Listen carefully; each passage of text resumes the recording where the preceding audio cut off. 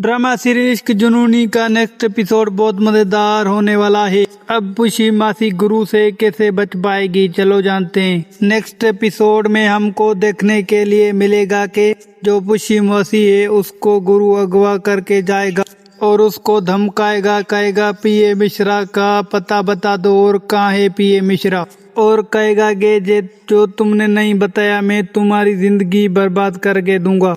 और पुशी मौसी कहती है कि मुझे पीए मिश्रा का पता नहीं है और कहेगी कि पीए मिश्रा का पता मुझे पता तो नहीं, लेकिन उसका पता अलका मिश्रा के पास है।